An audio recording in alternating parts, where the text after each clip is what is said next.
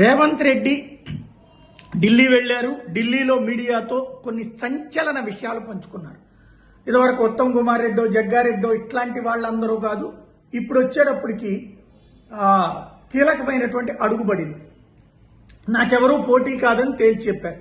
నేనే రాజు, నేనే మంత్రి అన్నారు. అంతవరకు ఆయనలో ఉన్నటువంటి ఆత్మాభిమానం అనాలా, లేకపోతే అధిష్టానం దగ్గర ఎట్లాగూ పోటీ లేదు. లైక్ కర్ణాటకలో సిద్ధరామయ్య, డికే శివకుమార్లతో కుదుర్చుకున్నటువంటి ఒప్పందం తరహాలో తెలంగాణలో లేదు కాబట్టి ఆ ధైర్యం ఉంది, నో డౌట్.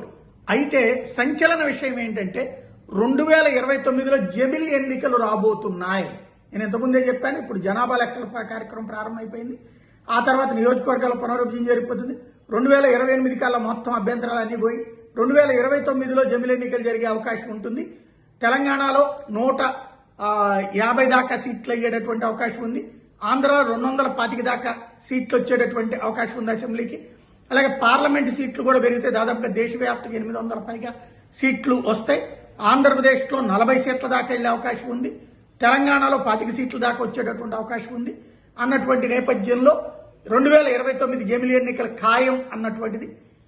ఎందుకంటే కాంగ్రెస్ కి సంబంధించినటువంటి సీఎం అయి ఉండి ఆయనకి బీజేపీలో మంచి కాంటాక్టే ఉంది. బీజేపీ దగ్గరికి వెళ్ళినప్పుడు, జాతీయ నాయకత్వం దగ్గరికి వెళ్ళినప్పుడు నేను ఏబీవీపీ నుంచి వచ్చినోడిని అని వాళ్ళతో మమేకమవుతుంటాడు. అదే సందర్భంలో ఇటు రాహుల్ గాంధీ దగ్గరికి వెళ్ళినప్పుడు నేను బీజేపీని నిలబెట్టేవాడిని, నిలదొక్కేవాడిని, తొక్కేవాడిని నేనే అని చెప్తారు. తెలంగాణలో బీజేపీని ఎలక్కుండా నేనే చేశానని చెప్తారు. తద్వారా రెండు వైపులా బాగానే గేమ్ ప్లే చేయగలుగుతున్నారు. ఈ నేపథ్యంలో ఆయనకు అట్టించి వచ్చిన ఫీడ్బ్యాక్ అనుకుంటుంది.